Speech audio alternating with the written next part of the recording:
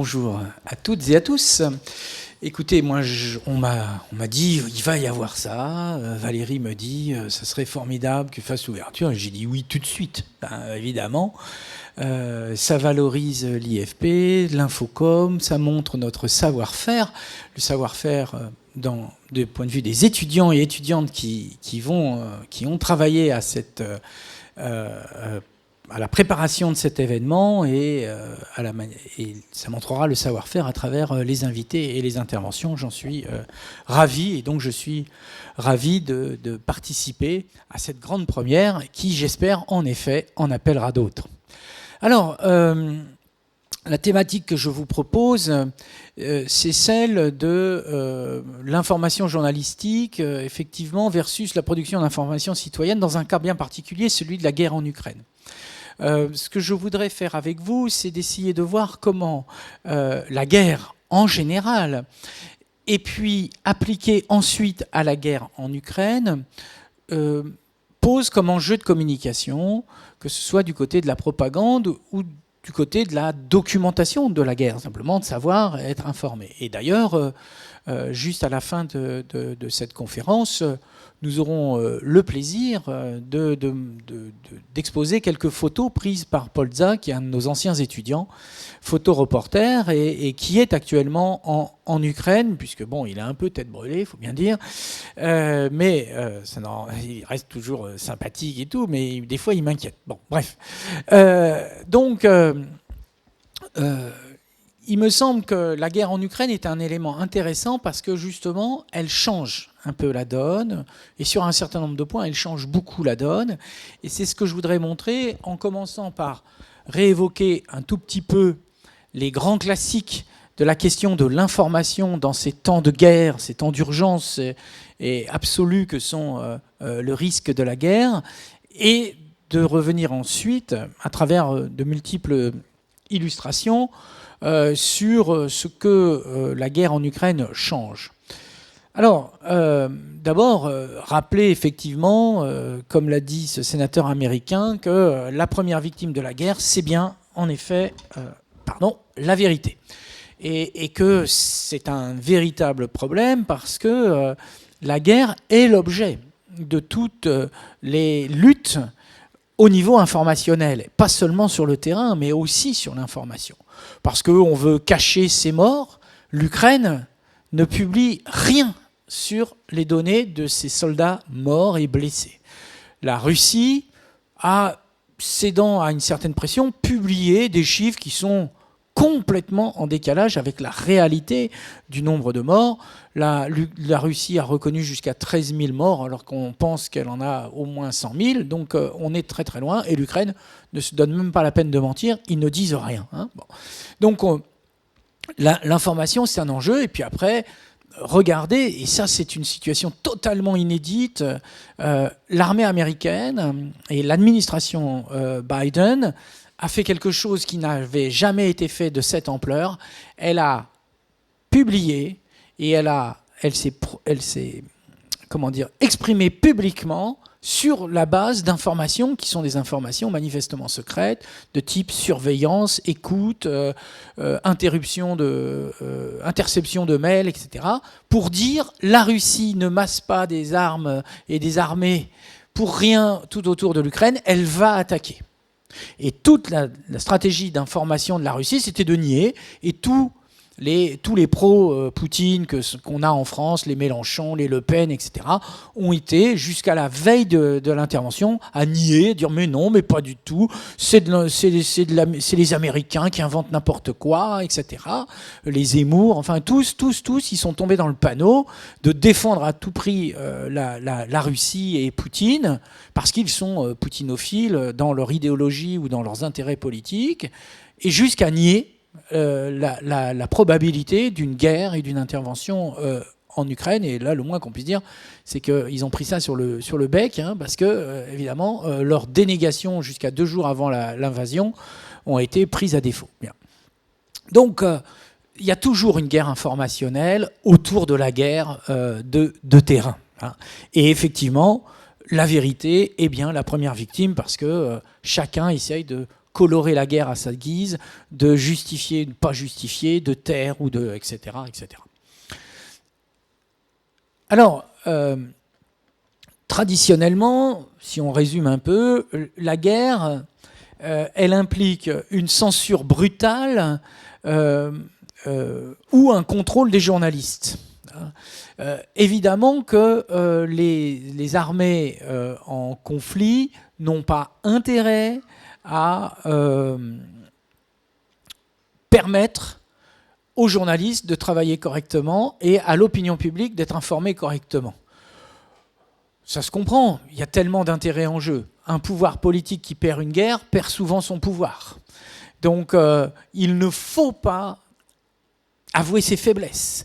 Il ne faut surtout pas laisser à s'installer dans l'opinion publique un mauvais moral qui va rejaillir ensuite d'ailleurs sur les militaires, sur le mode nous sommes en train de perdre, pourquoi on est là, après tout, mais pourquoi on perd tant de soldats, des vies gâchées pour rien, pourquoi tant de millions dépensés pour ceci ou pour cela. Donc il y a souvent l'exercice d'une censure brutale. On l'a vu pendant la guerre 14-18. Dès le déclenchement de la guerre, l'armée française, l'armée britannique met dans les rédactions des officiers de presse qui contrôlent et qui ont le poste de SR, de secrétaire de rédaction. Donc ceux qui fabriquent et maquettent le journal et qui sont donc la cheville ouvrière, le point de passage obligé, la gare de triage en quelque sorte entre les papiers qui arrivent et l'édition papier qui va sortir. Et donc, on met des officiers de presse à la place des SR, et donc ils vont contrôler, évidemment, ce qui va être autorisé à être publié ou pas. Et ça a toujours continué, et on a des cas, je vais y revenir, y compris dans cette guerre en Ukraine, entre l'Ukraine et la Russie. Ou alors on contrôle les journalistes, c'est-à-dire qu'on leur interdit de dire un certain nombre de choses, mais on autorise d'autres. On les trimballe à certains endroits, mais par contre on leur interdit d'aller dans d'autres endroits. On leur fait signer une charte pour leur dire attention, pour des raisons d'ailleurs qui peuvent très bien s'expliquer. C'est ce qu'on a vu pendant la guerre du Golfe, par exemple, ou la guerre en Irak, pour les médias, par les armées occidentales. On demande aux journalistes, si on les laisse trimballer sur le terrain, de ne pas révéler l'endroit où ils se trouvent dès lors qu'ils sont avec des troupes. Ce qui paraît assez logique. C'est juste une question de sécurité, évidemment, des troupes. C'est-à-dire que si un journaliste dit « Ah ben là, je suis actuellement ici avec le 3e régiment », et qu'il balance ça sur une antenne, évidemment que l'adversaire sait où se trouve le 3e régiment et pourrait bombarder, etc. Donc, pour d'évidentes raisons de sécurité des troupes, il y a un certain nombre de restrictions, alors qui peuvent être plus ou moins sévères, etc. Et on a vu l'armée américaine, par exemple, expulser un journaliste de Fox News, dont on ne peut pas penser qu'il n'est pas patriote, mais parce que justement il avait fait preuve pendant la guerre en Irak d'un excès de patriotisme. Il était tellement enthousiaste. Oh regardez, c'est formidable, je suis dans la 2e division blindée et on est déjà arrivé à hauteur du village de machin. Il était tout fou, vous voyez. Et là l'armée américaine, pouf, l'a expulsé immédiatement. Non pas parce qu'il cherchait à nuire, au contraire, il croyait faire preuve. Il croyait participer à l'œuvre de propagande de l'armée américaine en vantant les mérites de l'armée américaine. Mais moyennant quoi, il avait diffusé un certain nombre d'informations de terrain, d'informations qu'il ne fallait pas diffuser et qui étaient contraires à la charte qu'il avait pourtant signée. Bien. Donc je vais illustrer après, je commence par ce slide et j'illustrerai après, aussi avec des cas issus de cette guerre en Ukraine. Alors, la guerre, c'est aussi le moment de la propagande officielle, évidemment. Propagande officielle pour justifier la guerre. Justifier la guerre, évidemment, c'est tout le problème. C'est parce que la guerre, c'est une rupture, j'allais dire, du sens commun, du sens politique, du sens ordinaire des choses. Ça peut impliquer des milliards de dépenses, donc déficit budgétaire, donc hausse des impôts, etc. Ça implique la mort de personnes, donner la mort aux autres, et puis prendre le risque que ses propres soldats soient morts, voire les civils en représailles soient aussi atteints. Donc ça a des conséquences cataclysmiques potentielles énormes. Donc évidemment qu'il faut bien justifier la guerre. il faut que l'opinion publique et que le personnel politique, notamment les parlementaires qui peuvent voter la déclaration de guerre, soient convaincus du bien fondé de la chose.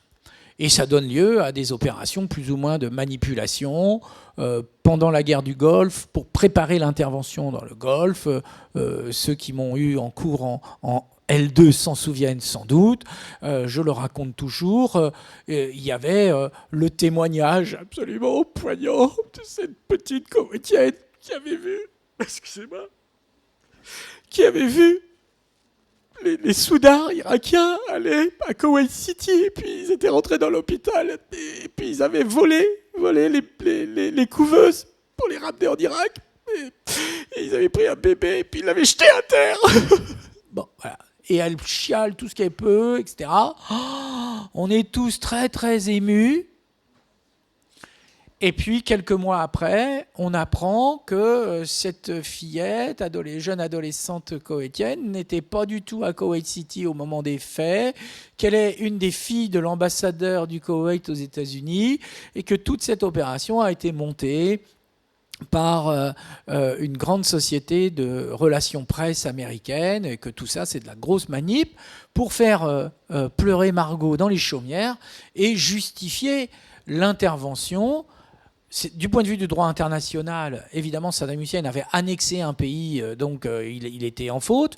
Mais la vérité m'oblige à dire que les Occidentaux, et l'armée américaine en particulier, n'interviennent pas toujours dans toutes les situations où un méchant pays a annexé un pays voisin. Vous voyez ce que je veux dire?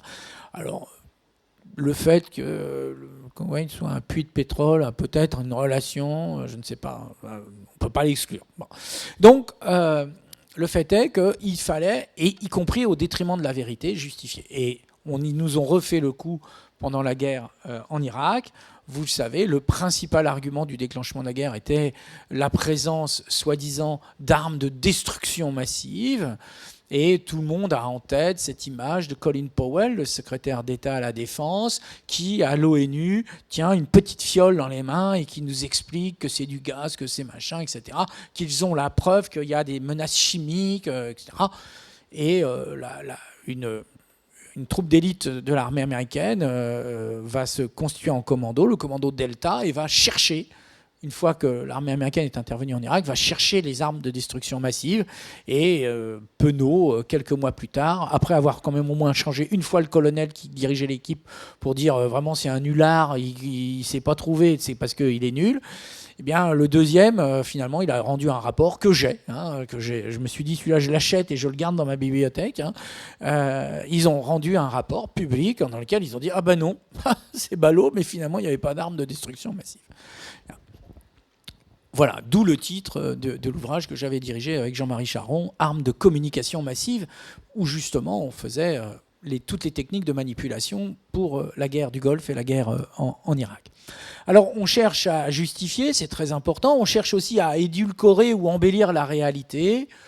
Eh bien, vous avez un historien qui s'était amusé à reprendre des titres de la presse française et allemande pendant la guerre 14-18 et qui montrait jour par jour sur certains points à quel point ça en était ridicule, puisque au même endroit, la presse allemande vous expliquait qu'ils avaient enfoncé le front d'1 kilomètre et que l'armée française vous expliquait qu'ils avaient enfoncé le front allemand de 2 kilomètres. Donc le même jour, des médias concurrents français et allemands expliquaient exactement le contraire.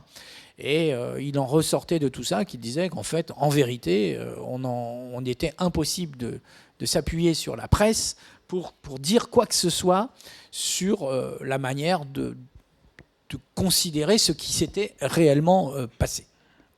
Donc, on embellit ou on édulcore. On va cacher le nombre de morts, on va cacher le nombre de blessés, on va cacher le nombre de destructions, on va minimiser, etc., etc.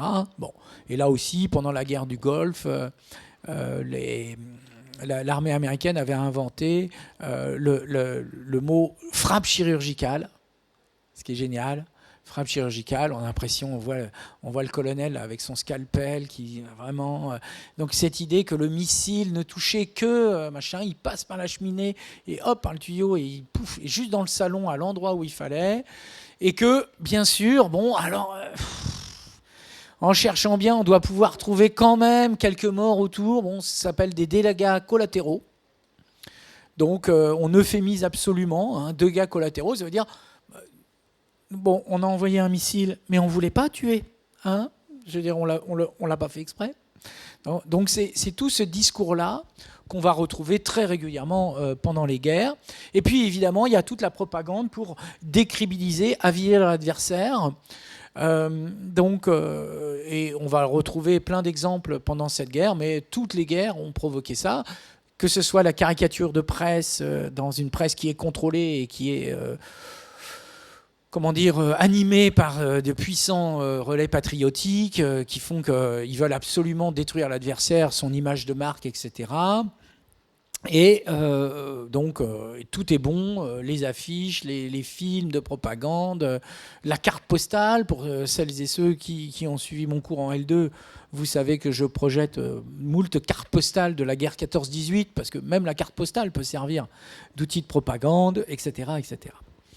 Et donc toutes ces guerres sont liées à des mensonges et des manipulations. J'en ai déjà dit un mot, puisque j'insistais sur le fait que la vérité est la première victime de la guerre.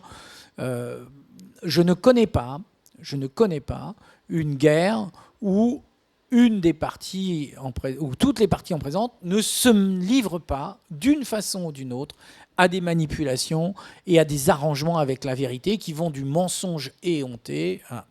Mensonge éhonté, le pire cas qu'on puisse connaître, celui que j'évoque là aussi dans le cours sur la propagande, c'est évidemment le film documentaire fait par les nazis qui ont autorisé la Croix-Rouge à visiter une ville de Térésine dans lequel ils disent voilà, non, c'est pas vrai, il n'y a pas de camp d'extermination des Juifs. La preuve, regardez, bon, ok, les Juifs, c'est pas des gens comme nous, donc ils vivent de façon séparée, mais regardez, on leur a, dans une ville, on les autorise, et il y a un orchestre, il y a une bibliothèque, il y a tout ça. On joue même au foot avec les gardiens, les nazis, vous voyez, donc tout va bien. Et ce film est une pure propagande. Ils autorisent donc la Croix-Rouge à visiter cette ville-là pour montrer le caractère exemplaire du développement séparé, mais pas du tout de l'extermination des Juifs d'Europe. Et donc ce film est fait à la gloire et à la propagande d'eux. On en sort des photos, on en sort des reportages, etc.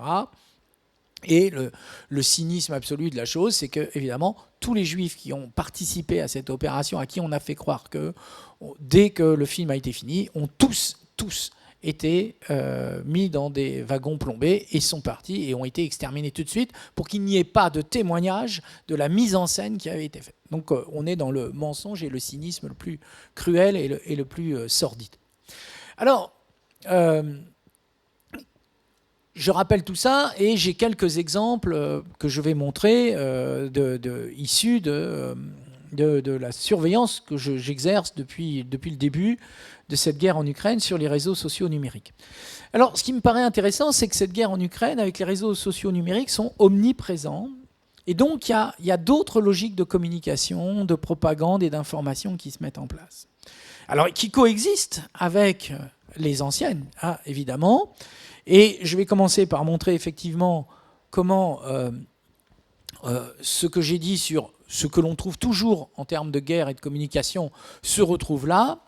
Vous avez en effet la Douma d'État qui a voté à plusieurs reprises en Russie des lois extrêmement restrictives et extrêmement agressives contre la liberté de l'information au sujet de la guerre. Et vous savez qu'ils se sont même donné le grotesque d'interdire l'usage du mot guerre pour désigner l'opération en Ukraine, puisque Vladimir Poutine a dit qu'il avait lancé une opération spéciale, et donc il ne fallait surtout pas guerre, il ne fallait surtout pas dire guerre. Et donc il y a eu une loi pour officialiser le fait que c'était un délit de parler du mot guerre.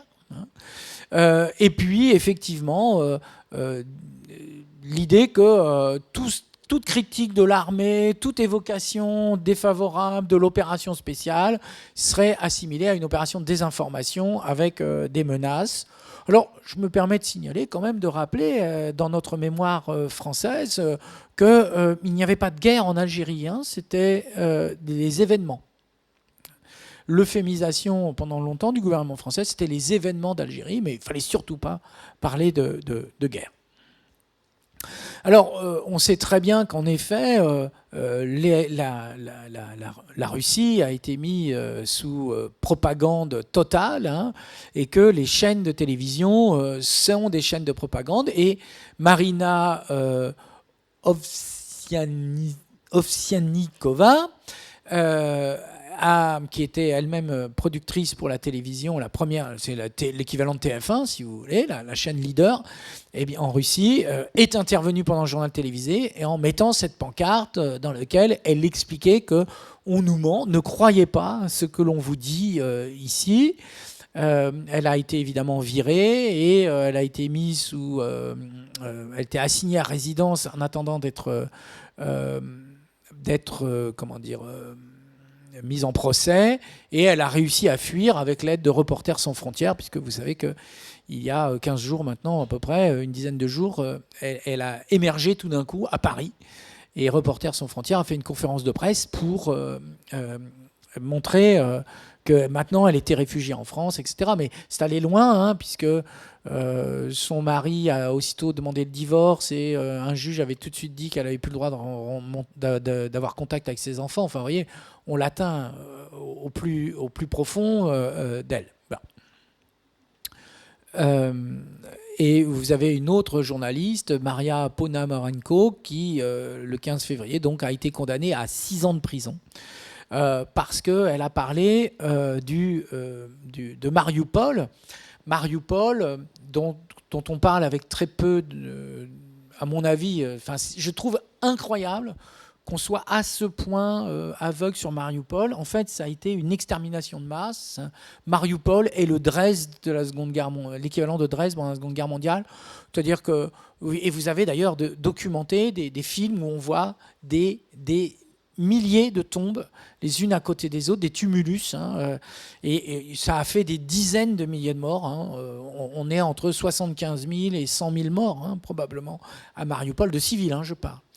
Et Mariupol est devenu un lieu de propagande très fort de la Russie, puisqu'ils reconstruisent Mariupol, puisqu'ils ont tout rasé, et ils sont là, regardez, c'est merveilleux, nous avons construit de nouveaux bâtiments, et la télévision russe se repaît de reportages sur les civils qu'on reloge à Mariupol, etc., faisant un peu vite fi du fait que c'est eux qui ont absolument tout détruit, et le fait que cette journaliste ait évoqué notamment le drame du théâtre de Mariupol. Je ne sais pas si vous l'avez dans toutes vos mémoires, mais c'est terrifiant ce qui s'y est passé. Il y a des sous-sols pour entreposer le matériel. Donc les Russes ukrainiens étaient venus se réfugier. Entre 300 et 600, hein, les estimations. Et donc c'était des familles avec des enfants. Et ils avaient écrit en russe au sol « enfants ». Et en pensant naïvement que parce qu'ils mettaient attention, ici, ce sont des enfants, c'est des familles qu'on héberge, etc. Ils ne le feraient pas. Eh bien, ils ont bombardé le théâtre et des dizaines, des centaines d'Ukrainiens sont morts ensevelis vivants dans les caves du théâtre. Et là aussi, l'armée russe, pour faire disparaître son forfait, a tout rasé, est en train de rebâtir quelque chose, un bâtiment par-dessus, par-dessus ces tombes, par le fait. Et le fait que cette journaliste ait voulu évoquer ce drame lui a valu 6 ans de prison. Alors, après, vous voyez, il y a eu bien sûr un drame que tout le monde a en tête, c'est celui de Boutcha, hein, ville au nord de Kiev, et où un certain nombre de civils ont été violés, tués, etc. Donc, vous avez de la contre-propagande, hein, que vous trouvez sur les réseaux sociaux pour dire, alors que Boutcha a été très fortement documenté, j'y reviendrai beaucoup plus tard, vous avez des gens qui vous disent « mais non, mais pas du tout ». Vous voyez, c'est le macartisme. Hein, oser dénoncer Boutcha, etc. Bien. Alors, la guerre, je disais, c'est la propagande officielle pour justifier la guerre, l'édulcorer. Donc, voilà ce qu'on peut trouver sur les réseaux sociaux.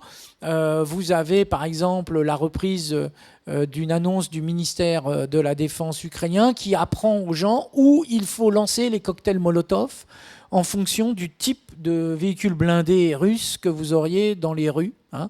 Donc on apprend la guérilla urbaine sur les réseaux sociaux, sachant qu'en effet, dans un certain nombre de villes, y compris Kiev, Odessa, etc., dans la perspective où l'armée russe arriverait en ville, on encourageait les gens à... Donc il y a eu des ateliers de fabrication de cocktails Molotov.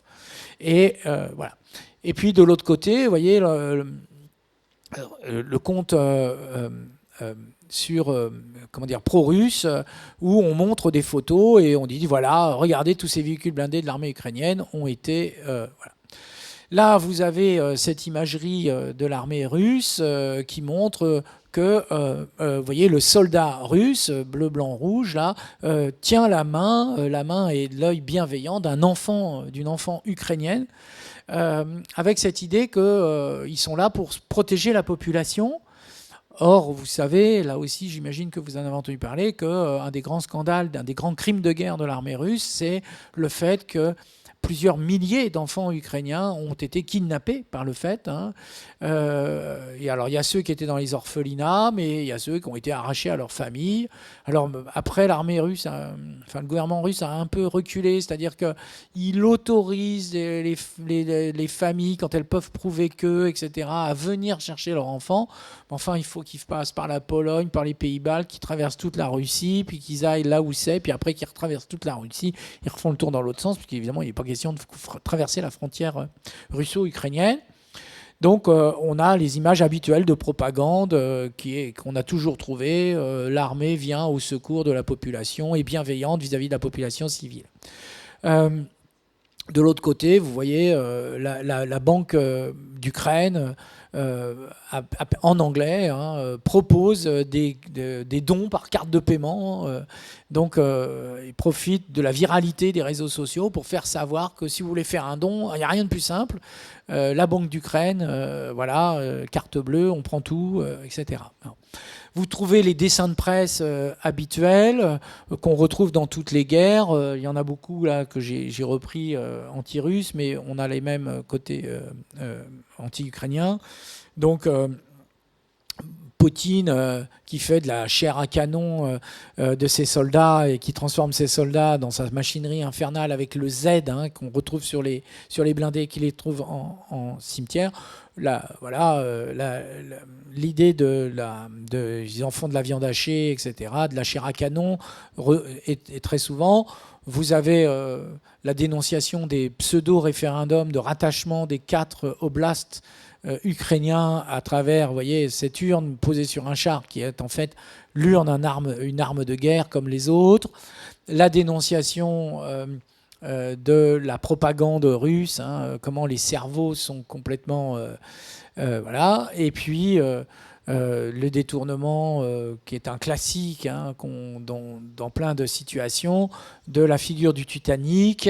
Donc le Titanic russe est en train de se heurter à l'iceberg ukrainien. Le retournement, c'est amusant, le retournement de la thématique russe, où ils nous disent, voilà, il y a des russophones en Ukraine et nous venons au secours des russophones. Hein. D'ailleurs, la plus grande ville d'Ukraine, russophone, c'était Kharkiv, hein, c'était la deuxième ville du pays. Elle a été bombardée, saccagée, etc. Donc c'est ce qu'ils appellent venir en aide aux russophones. Et donc... ils disent, ouais, voilà, on identifie, décider, hein, et il faut redessiner les contours donc de créer des zones tampons à défaut de les annexer. Puis finalement, ils les ont annexées. Et les Ukrainiens se sont amusés à faire le contraire, à dire, écoutez, nous, on pourrait créer des zones tampons, voyez, et créer des pseudo-mini-républiques dans les oblasts, enfin c'est pas le terme, de Russie pour sécuriser les frontières de l'Ukraine. Voyez, donc cette idée qu'on peut inverser complètement les choses.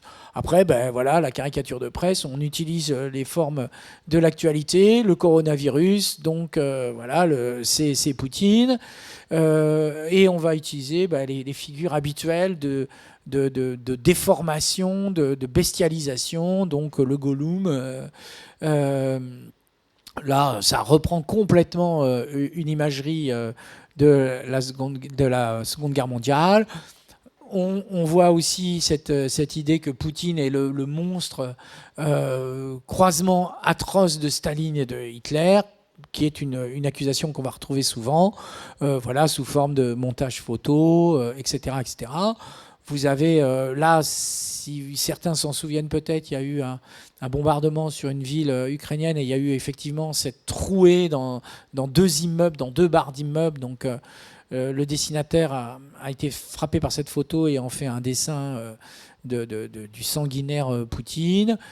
Là, le journal polonais fait d'une pierre deux coups avec sa une, puisque le radiateur, c'est-à-dire l'idée de nous couper le gaz et le chauffage, un peu comme ici d'ailleurs, est une arme de guerre pour voilà, et que transforme Hitler, Poutine en Hitler.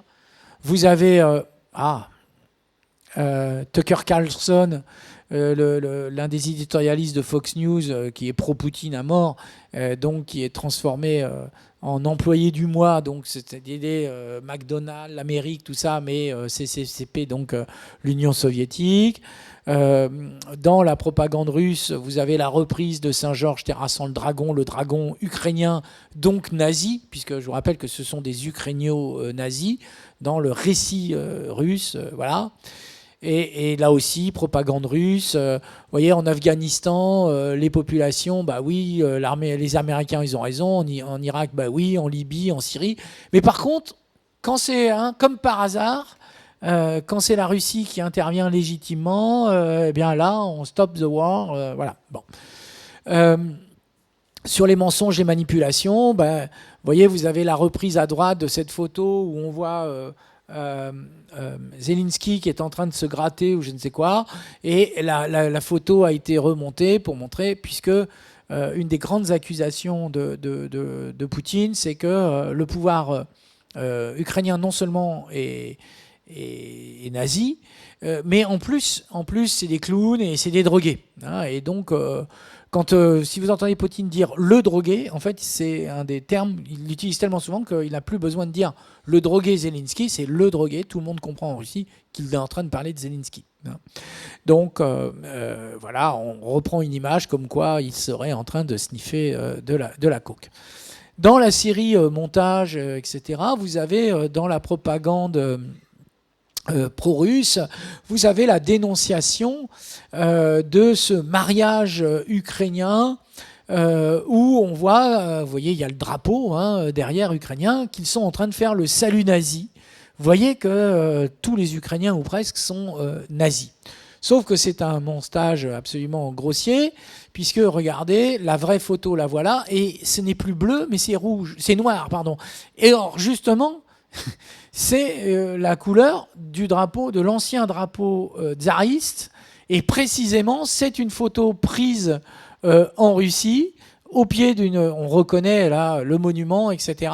Donc ça ne manque pas de sel. Ce sont des néo-nazis russes dont l'image est détournée pour essayer de nous faire croire que les Ukrainiens sont néo-nazis. Voilà, c'est le propre, vous voyez, au pied d'une statue de Lénine. Donc, vous voyez, bien. De la même manière, propagande pro-russe en disant que les Ukrainiens sont en train de fabriquer des bombes sales à partir de déchets nucléaires, avec toutes les preuves en images, etc. Sauf que le gouvernement slovène dit attention, ces photos proviennent de notre centrale nucléaire, donc c'est un détournement complet des images, c'est ce qu'on appelle une bonne vieille fake news. Bien. De la même manière, vous avez eu le hashtag Africans in Ukraine à un moment où comment dire, il y a eu une fuite de l'Ukraine par les populations. Il y avait des problèmes de visa pour certains étudiants, par exemple africains qui étaient en Ukraine. Ils étaient très présents, Afrique subsaharienne notamment. Et donc l'armée, la propagande russe a fait courir le hashtag comme quoi, montant en épingle quelques cas, comme quoi en fait les Européens étaient racistes puisqu'ils refusaient l'entrée des Noirs sur leur territoire. Donc c'était une propagande à destination des pays africains pour dire, vous voyez, les Européens, voilà ce qu'ils en pensent. Alors, qu'est-ce qui change avec la guerre en Ukraine ? La guerre en Ukraine, ça change parce que grâce aux réseaux sociaux qui sont omniprésents, ça permet de documenter la guerre. Alors, les réseaux sociaux sont omniprésents, c'est quand même un point très important. Les Ukrainiens, c'est des gens comme vous et moi. Hein. Ils habitent dans un pays où tout le monde a un smartphone, où il y a de l'Internet à peu près partout, je parle avant-guerre, hein, bien sûr, et où ils ont pris l'habitude, comme vous, de sortir et de dégainer leur smartphone pour filmer un événement, un truc bizarre, pour prendre une photo, pour témoigner de ça et le publier sur votre Instagram, votre Twitter, votre TikTok, tout ce que vous voulez. Et donc, ils sont comme vous, hein, ni plus ni moins. Donc, il y a cet usage. Et bien sûr, cette population va faire la même chose pour la guerre. Elle va publier, dès qu'elle voit quelque chose, elle a envie d'en témoigner et elle va publier. Donc là, vous avez, pour la première fois dans l'histoire, une documentation, j'allais dire de base, qui est abondante, je veux dire omniprésente. Moi, je considère que je suis mieux informé sur ce qui se passe en Ukraine grâce aux comptes que je suis sur Twitter et sur Telegram que sur les médias, surtout que beaucoup de médias n'en parlent pratiquement plus. Donc là, au moins, je sais tous les jours ce qui se passe à peu près là-bas. Bien sûr, ça pose des tas de problèmes de manipulation, etc. J'y reviendrai. La propagande par le bas, elle est très inspirée de la pop culture. Comme beaucoup de gens sont très actifs sur les réseaux sociaux, il y a plein de militants, il y a plein de gens qui ont envie de participer, donc ils ne sont pas du tout salariés d'eux, ils sont peut-être même ukrainiens en exil, ils ne sont peut-être même pas ukrainiens, mais ils ont envie de contribuer quelque part. Et donc, qu'est-ce qu'ils font ? Ils participent à cette lutte d'influence pour donc ce que j'appelle une propagande par le bas. C'est pas du tout maîtrisé ni par la Russie, ni par l'Ukraine en sens gouvernement, mais il y a plein de gens qui ont envie de s'en mêler, et c'est très inspiré du coup de la pop culture, ce que l'on ne voit pas habituellement dans les propagandes, évidemment, d'État. Il y a aussi une guerre de hackers, d'influenceurs, hein. On voit comment les Anonymous de toutes sortes participent à l'effort de guerre en piratant ceci et en diffusant des documents, des images, etc. etc. Et puis tout ça est lié à une dérision citoyenne, hein, ce qu'on appelle la culture LOL, hein, LOL, acronyme anglais pour mort de rire, qui contrecarre la propagande. Là aussi, on voit combien est omniprésente l'idée de tourner en dérision l'adversaire et de tourner en dérision notamment sa propagande. Hein, on va surjouer la propagande adverse. Et puis du coup, c'est l'apparition de l'OSINT, donc Open Source Intelligence, c'est-à-dire le fait de faire du renseignement avec source ouverte. Et ce renseignement avec source ouverte permet en effet à des tas de gens qu'on ne connaît pas forcément puisque leurs comptes sont anonymes, mais de participer à la documentation de la guerre, cette fois-ci en trouvant des sources inédites ou en prenant au sérieux ce qui est publié, ce que j'appelle documenter la guerre, mais en le vérifiant, en le fact-checkant, si on préfère ce néologisme. Donc revenons un petit peu là-dessus, documenter la guerre, voilà, vous avez plein de vidéos, quand il y a un bombardement, il y a quelque chose, il se passe quelque chose ici, regardez, ça brûle. Alors on ne sait pas forcément si c'est un missile, si c'est une bombe, si c'est ceci, si cela, mais par contre on sait que ça brûle. Hein, voilà, donc là c'est un dépôt de munitions, et puis alors vu le bruit que ça fait, et vu ploum ploum ploum, ou bien ils préparaient le feu d'artifice du 14 juillet, ou alors c'est effectivement le bombardement d'un dépôt de munitions, puisqu'on voit bien qu'une fois que ça se met à flamber, de temps en temps ça se met à pétarader, et puis ça refait des explosions, etc. Donc visiblement, c'est un dépôt de munitions qui est en train de flamber. Il y a des interceptions d'échanges téléphoniques ou radio militaires russes par des radios amateurs ukrainiens. Par exemple, il faut savoir que l'armée russe est rongée par la corruption depuis très longtemps, et qu'il y avait des budgets qui étaient prévus pour la sécurisation évidemment des communications, avec talkie-walkie, téléphones spéciaux, etc. Et en fait, on a découvert sur les soldats morts qu'ils avaient des radios, des petites, genre talkie-walkie, qui sont coréens et qui s'achètent sur Amazon pour machin, etc. Donc les milliards qui avaient été prévus pour la sécurisation des outils de communication entre les militaires s'est révélé être une corruption massive qui a enrichi les poches d'un certain nombre de gens, dont le ministre de la Défense, évidemment, Shoigu, un des proches de Poutine, et qu'au lieu de ça, ils ont des trucs pas du tout sécurisés. Et donc des radioémetteurs ont pu capter pendant très longtemps les conversations et se font un malin plaisir de les diffuser sur les réseaux pour montrer qu'ils n'ont plus le moral, pour dire qu'ils font ceci. Ah, regardez, là, ils se plaignent que cela, etc., etc. Et ça a même évidemment servi pour des opérations bien. Et donc, alors oui, j'ai dit documenter, hein, tout le monde documente, les militaires eux-mêmes, les militaires sur le front, par exemple, beaucoup de militaires russes ou ukrainiens ont le même réflexe. Dès qu'ils investissent un village, ils se filment devant la plaque du village, devant la mairie du village, ils plantent le drapeau et évidemment, ils se filment en train vous voyez, nous sommes arrivés là, etc. Les blogueurs de toutes sortes, notamment en Russie, il y a ce qu'on appelle les mili-blogs, c'est-à-dire des anciens militaires qui se reconvertissent en reporters de guerre amateurs en quelque sorte, mais qui sont là pour la propagande en vérité. Sauf que les mili-blogs ont donné des choses intéressantes parce qu'ils sont très nationalistes, très patriotes, et ils sont très écœurés d'un certain nombre de défaites russes. Et finalement, les mili-blogs ne font pas tant ça de la propagande parce que dans un certain nombre de cas, ils disent la vérité des échecs russes et ils disent leur déception de voir cet échec. Les citoyens, bien sûr, je l'ai dit, les ONG, il y a plein d'ONG qui essayent de témoigner, et puis bien sûr les journalistes. Donc vous allez trouver des armes, des photos de destruction, vous allez trouver, vous voyez, la preuve qu'ils sont morts, je vous les montre. Là, je vous ai montré des images soft parce qu'il y en a vraiment des sordides, notamment sur Telegram où il n'y a pas du tout la même censure que sur Twitter. Hein, donc vous avez vraiment, on vous épargne rien. Vous avez la possibilité d'utiliser, vous voyez, on utilise des images aériennes pour documenter, vous voyez, avant le bombardement, après le bombardement, il s'est passé quelque chose, vous voyez, bon, etc. Donc, vous avez plein de façons de faire. Là, vous aviez eu ce crash, vous voyez ici, vous voyez le pilote qui s'est éjecté. C'est un avion russe qui a perdu le contrôle et qui a percuté une barre d'immeuble en Russie. Et évidemment, les Russes documentent tout de suite l'incendie. Voilà, c'est une sorte de 11 septembre, si vous voulez, mais bien involontaire pour le coup.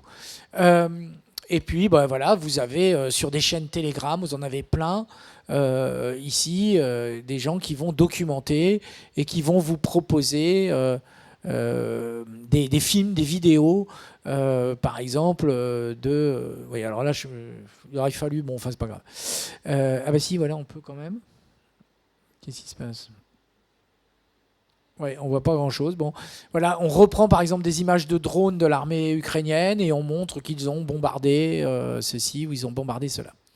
Je disais, elle est inspirée par le bas, inspirée de la pop culture. Donc vous voyez la reprise de l'imagerie d'Obama, de la campagne d'Obama qui maintenant est repris très régulièrement dans plein d'endroits pour Zelensky.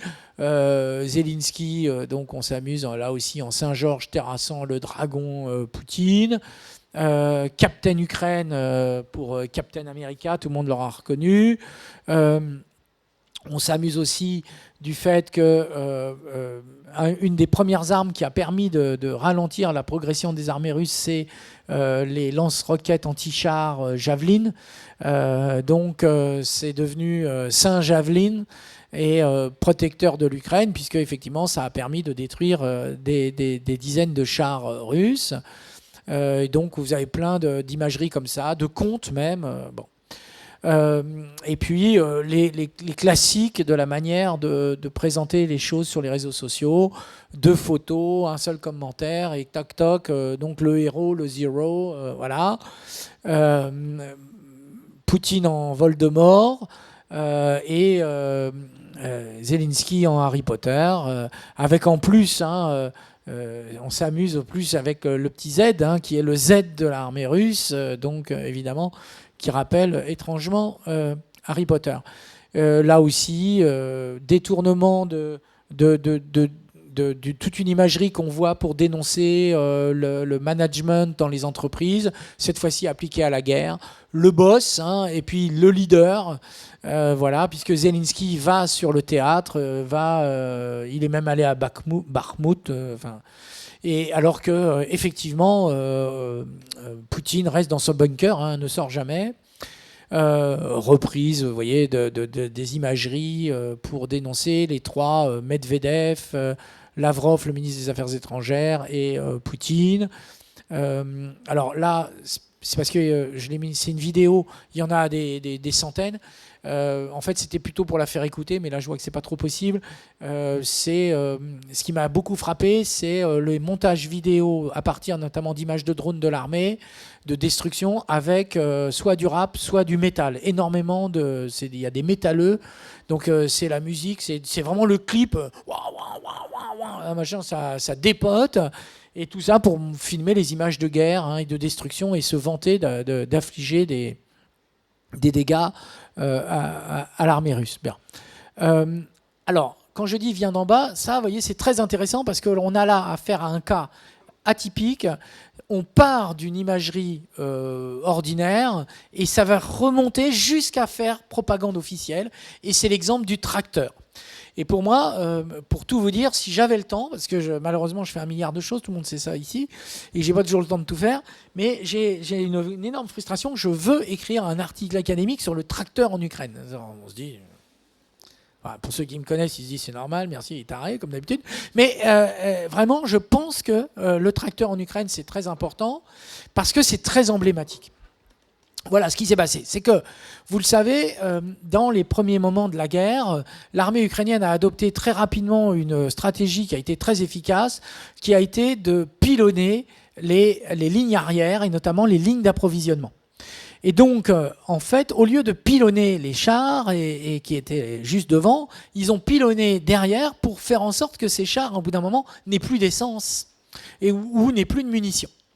Et c'est ce qui s'est passé avec succès, puisque l'armée russe a été obligée d'abandonner ses chars, ses blindés, etc. au bout d'un moment, parce qu'un char qui ne peut pas bouger, c'est la cible rêvée, quoi, hein, vous voyez.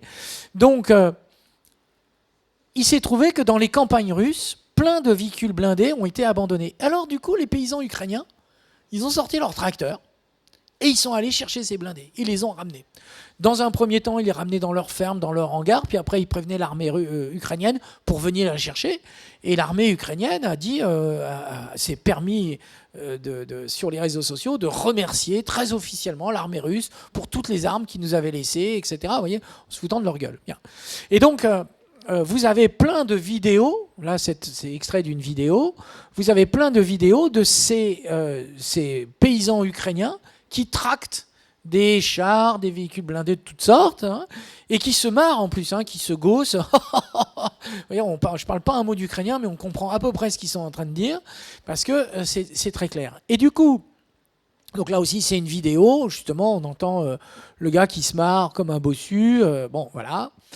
Et donc toutes ces images ont traîné sur les réseaux sociaux. C'était un motif de fierté pour les Ukrainiens, parce qu'il y avait le côté, vous voyez, même les paysans ukrainiens servent la guerre, etc. Alors du coup, c'est devenu une icône. Et donc ça a été repris par des dessins, etc. Et ça a été repris finalement par la propagande officielle de l'État ukrainien, puisqu'ils ont été jusqu'à en faire un timbre postal pour célébrer la guerre. Voyez.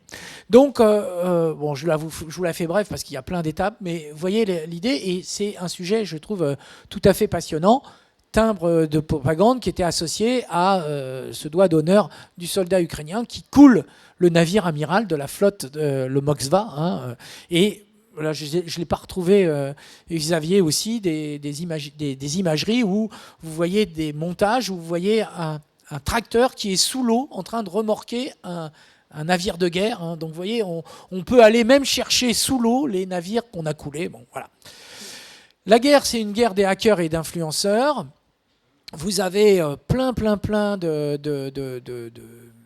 situations aujourd'hui dans cette guerre assez inédite sur ce point, même s'il y avait déjà eu des cas avant, bien sûr, mais de cette ampleur, on ne l'avait jamais connu. Il y a une vraie cyberwar, comme on dit.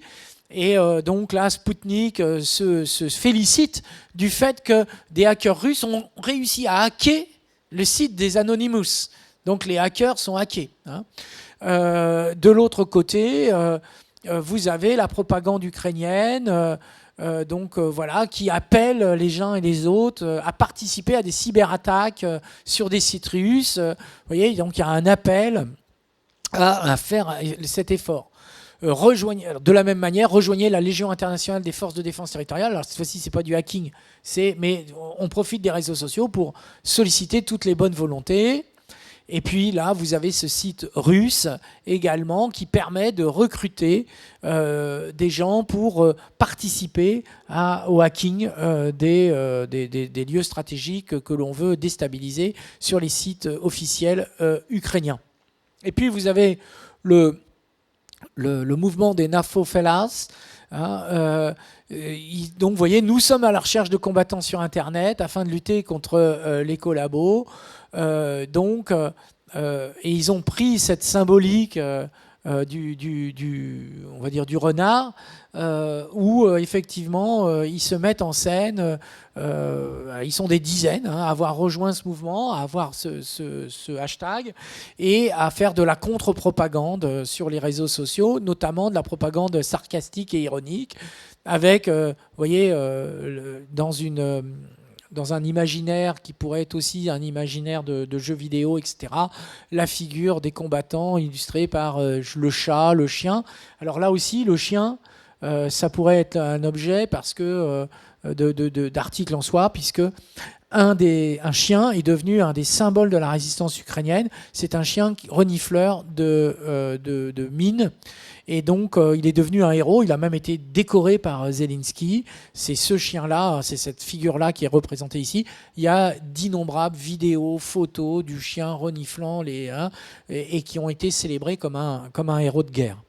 Il y avait une grosse opération d'intoxication de l'armée ukrainienne, Ghost of Kiev, c'est-à-dire le fantôme de Kiev, qui aurait été un pilote qui était particulièrement aguerri et qui aurait détruit des dizaines d'avions russes, etc., etc., et qui a fini par créer une espèce de légende qui était censée faire peur, etc. Bon, on a trouvé qu'après coup, il y avait bien eu un pilote qui avait tué abattu lui-même quelques avions, qui a été d'ailleurs lui-même tué et abattu, mais tout ça a été monté en épingle par la propagande ukrainienne. Culture LOL, dérision citoyenne, alors là, les exemples sont innombrables. Et là aussi, on reprend parfois un certain nombre de photos, de vidéos qui sont utilisées habituellement dans d'autres contextes, appliqués avec les personnages du conflit. Puisqu'on n'a plus le droit de dire guerre et paix, enfin on n'a plus le droit de dire guerre en Russie, donc le livre de Tolstoï est rebaptisé Opération spéciale et paix, donc manière de se moquer. Dérision absolue contre Poutine. Poutine est un agent dormant de la CIA puisqu'il a détruit son armée, il a affaibli la Russie, il a aidé à développer l'OTAN, il a permis de faire tuer ou en tout cas repérer les propagandistes pro-russes dans l'Est. Il a fait en sorte que la Finlande et la Suède rejoignent l'OTAN alors qu'ils étaient neutres, etc., etc. Donc il reprend tous les échecs de Poutine et on reprend ça dans la théorie conspirationniste. Vous voyez, en fait, Poutine est un agent dormant de la CIA. Bon, voilà. Après, on retrouve les caricatures, l'inspiration des caricatures de presse, le suicide de Poutine avec le sang qui coule de la tête et qui dessine la carte de l'Ukraine. Voilà, le piétinement, les préservatifs Poutine. Bon, chacun traduira. En tout cas, visiblement, Poutine ne sait pas se retirer à temps. Donc, montage complètement délirant de Poutine et hélicoptère. Voilà, les deux clochards qui sont bien désolés aujourd'hui.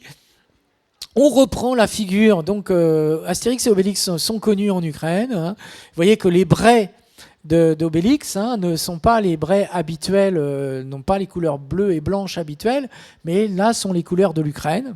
Et donc le légionnaire Poutine se fait massacrer. Pour dénoncer le fait que l'Église orthodoxe russe et le plus fidèle soutien de Poutine ont fait ces montages avec des missiles qui dessinent finalement l'Église orthodoxe de Moscou. La fameuse table ronde que tout le monde a en tête, ce truc invraisemblable où Poutine reçoit à l'autre bout de la table. Et puis après, il y a même ses chefs de guerre, son ministre de la Défense et son chef d'état-major sont reçus à l'autre bout de la table. Alors là, les internautes se sont déchaînés. Ils jouent à la bataille navale avec Zelensky dans ce photomontage. La table est de plus en plus longue. Alors là, un grand classique, le détournement Ikea. On a connu ça plein de fois. Là, on s'amuse parce qu'on a vu qu'il y a plein d'images qui documentent le fait que les soldats russes pillent les maisons ukrainiennes quand ils ont abordé, notamment en enlevant les machines à laver, parce qu'en fait, ils n'ont pas de machine à laver chez eux. Ça, visiblement, c'est dans les campagnes russes, la machine à laver, ça n'existe pas. Donc, ils sont émerveillés devant les machines à laver et ils ont volé des centaines et des centaines de machines à laver. Donc, vous voyez, le piège à souris avec une machine à laver. Les détournements, la statue de Kiev, qui dit à peu près l'état d'esprit. Alors donc ils volent aussi les WC, ils volent les radiateurs. Enfin bref, l'idée que les soldats russes pillent à peu près tout ce qui se passe.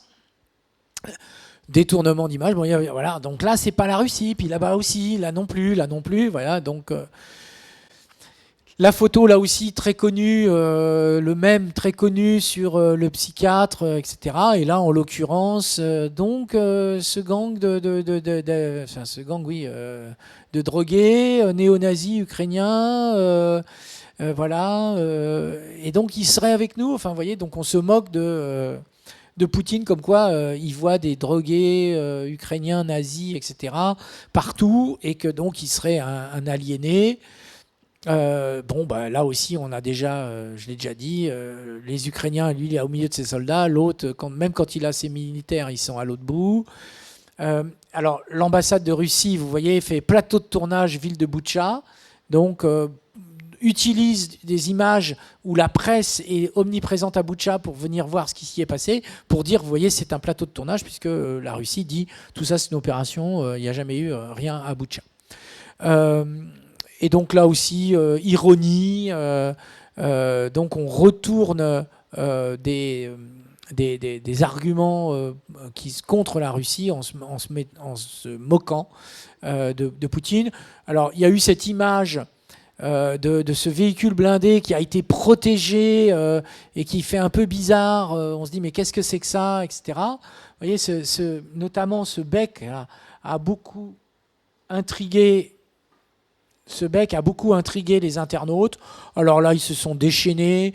Ils mettent ça auprès d'un hélicoptère, d'un bateau, de Poutine, de Star Wars. Enfin, vous voyez, là, c'est parti en vrille. Et puis, pour terminer, l'OSINT, qui n'a pas été créé par la guerre en Ukraine, mais qui est développé et surdéveloppé pendant la guerre en Ukraine, ne serait-ce que parce que, justement, il y a toutes ces documentations de la guerre. Et donc, vous avez plein de comptes qui existaient déjà avant et qui utilisent leur talent pour documenter la guerre en Ukraine, ou qui sont créés spécialement pour l'Ukraine. Voilà. Donc, par exemple, Oryx. Alors, quel est le but de l'OSINT ? L'OSINT, c'est de dire, voilà, il y a plein de choses qui sont publiées, comment recouper les faits, comment essayer de retrouver, etc. Et par exemple, Oryx est un site qui prétend documenter le nombre réel de pertes militaires des deux camps en reprenant chacune des vidéos et en comptant. On dit, là, il y a eu un char, là, il y a eu un truc, etc. Et donc, Oryx est celui qui dit à minimum une vérité, c'est-à-dire on peut au moins documenter la disparition de tant de chars, de tant de camions, de tant de machins, de tant de... Bon, etc., etc. Vous avez également donc OSINT Defender qui est vraiment spécialisé sur et qui fait de la géospatial analystes, parce qu'effectivement, ils utilisent beaucoup d'images satellites. Alors, comment ça marche l'OSINT, pour terminer? Ben, vous avez l'utilisation effectivement d'images satellites, parce qu'il y a plein de sociétés maintenant qui vendent leurs images satellites, qui peuvent aider certains OSINTers à leur passant gratuitement ou à un prix préférentiel. Du coup, vous avez des gens qui disent, bon les gars, c'est cher, hein, donc si on pouvait... donc il y a plein d'OSINTers qui lancent des appels de fonds pour qu'ils puissent continuer à acheter des images satellites pour pouvoir dire, voilà, on nous dit que ça a été bombardé, les Russes nient, bon bah on va aller voir et regarder les images satellites. Bon. Donc images satellites pour dire, voilà, les bateaux, ils sont là, de la flotte de la mer Noire, tiens, celui-là, il y est plus, donc il a bien été coulé, enfin vous voyez, c'est ce genre de choses. Vous avez le rédacteur en chef digital de la revue Air et Cosmos, donc qui est fan d'OSINT, comme il dit, et par exemple qui dit, bon ben voilà, là on prend ces images prises par l'armée ukrainienne par des drones, et tous les points entourés, c'est des morts.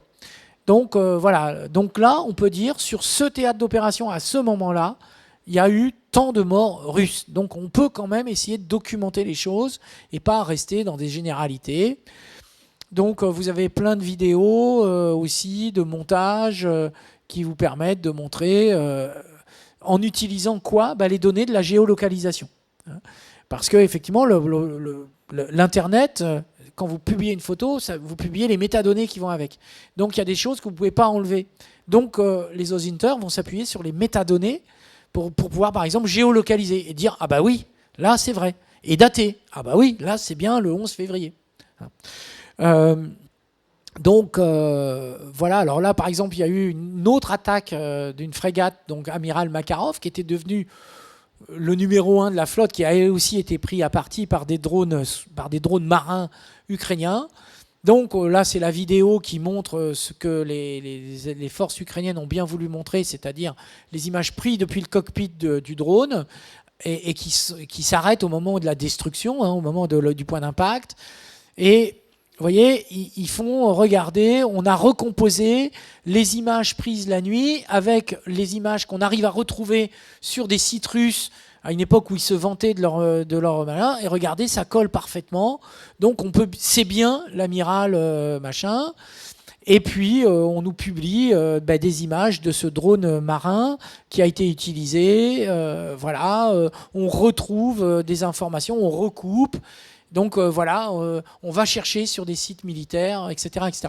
Dernier exemple, vous avez plein de vidéos sur TikTok. Hein. TikTok sert à documenter la guerre de façon exceptionnelle, et avec Telegram, ou alors des vidéos prises sur TikTok, puis après publiées sur Telegram, republiées sur Telegram. Et donc par exemple, là, il y a cette idée de montrer que les soldats russes ont bien été touchés à tel lieu. Voilà les vidéos qu'ils ont eux-mêmes filmées suite à... voilà. Et puis des OSINTers essayent de remonter l'état-major et disent, voilà ceux qui sont aux commandes de l'armée de l'air russe, des bombardiers qui ont été utilisés pour bombarder telle et telle ville ukrainienne. Voilà l'état-major, on a réussi à reconstituer, donc voilà les responsables, et ils prétendent ainsi documenter tout ce qui serait un éventuel procès un jour pour crime de guerre, en disant, voilà, nous avons fait l'effort de... là aussi, Killed in Ukraine recense les officiers russes morts en reprenant, en faisant de la veille, en faisant de la veille sur tout ce qui est documents officiels russes, annonces du ministère, presse locale, les obsèques d'eux, etc. Donc ils documentent. Et là, vous avez un autre cas, et j'en termine là, un cas tout à fait intéressant, où ils utilisent un réseau satellite qui vise à détecter les incendies, notamment les incendies de forêt, et ils les détournent complètement, puisqu'ils montrent les incendies que cela permet de détecter, et donc ça nous donne une idée des points d'impact de bombardement. Et pour montrer d'ailleurs que, regardez, il se passe quelque chose, visiblement ils n'ont plus d'armes, etc., parce qu'ils bombardent beaucoup moins. Regardez le nombre d'incendies qu'il y avait à tel jour, et puis quelques semaines plus tard, il n'y en a plus. Et vous avez plein de didacticiels qui vous expliquent comment faire de l'OSINT avec TikTok, avec les données EXIF sur les photos, etc., etc. Vous avez des exercices d'OSINT, là par exemple, comment retrouver où était, comment il s'appelle, Prigogine, quand il a rendu visite à des blessés de Wagner, etc., etc. Voilà, j'ai été un peu long, mais j'en ai terminé. Merci à vous.